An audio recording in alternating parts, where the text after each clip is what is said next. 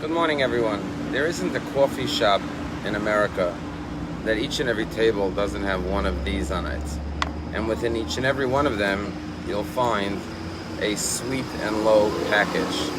Millions, or maybe even tens or hundreds of millions of people around the world wake up every morning and go to a coffee shop and pour a little sweet and low into their coffee. Well, tragically, the owner of the company called Sugar Foods Corporation that carries all different types of sugar products, most famously the Sweet and Low product, which they own and distribute worldwide in over 60 countries.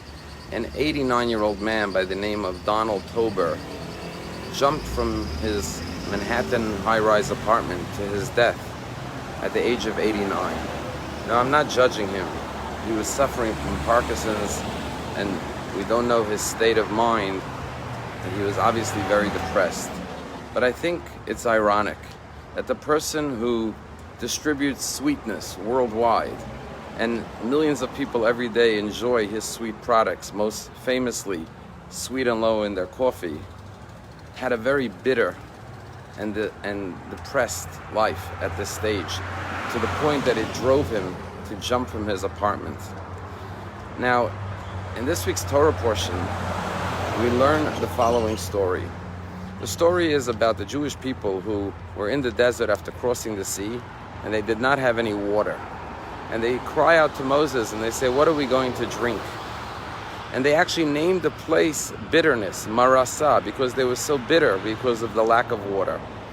And God tells Moses to take a branch of a tree and throw it into the water, and the water miraculously turns sweet, and the Jews are able to drink from the water. And the question is twofold. First of all, why did God tell them to throw the branch of a tree into the water? Why couldn't God just turn the water sweet? And the question is, what does the verse mean when it says that the waters were bitter? So the Mizritch Maga explains that the word ki marim heim literally means that the waters were bitter. But it alternatively could be read that the Jews could not drink from the water ki marim heim because not the water, but they, the Jews, were bitter. And when a person is bitter, then everything in life tastes and feels and is experienced bitterly. They find no joy and pleasure in anything. And even if they're drinking something sweet, if they are internally bitter, then suddenly it loses its sweetness and it becomes bitter in their mouth. It puts a bad taste, as they say, in their mouth. So God says, what's the solution? What's the answer to people who are depressed, who are feeling bitter? Take the branch. What is the branch? The branch is the Torah. As we sing, when we put the Torah back into the ark, when we read the Torah, we sing, Eitz Chaim Hi Lama Chazikim Ba. The Torah is a tree of life to those who cling to it. The Torah produces luscious fruit that are sweet. It gives you a divine perspective of life, of your purpose and mission in this world, which elevates your soul and gives it passion and joy and meaning and purpose. And therefore the Torah says that God says, if the Jews are bitter, let them put the branch of Torah into their water, it will become sweet, meaning let them study Torah. I once saw a quote that says, going 7 days without Torah study makes you weak, W-E-A-K. But the truth is, our rabbis instituted that no 3 days should go without studied Torah. And that's why in synagogues around the world, we read the Torah every Monday, Thursday, and Shabbat. And therefore the Torah says, learn Torah, inspire your soul, quench your thirst, not of just of your body with physical pleasures and enjoyments of this world, but quench your thirsting soul with spirituality, with godliness, with what your soul needs. And if you give your soul the waters of life, then your body will feel joyous and experience everything sweet. A person could be on the top of the world, experiencing all the sweetness of life, but if inside they're bitter, then everything becomes bitter. But if a person has a sweet disposition, a happy perspective of life, then everything becomes pleasant and sweet.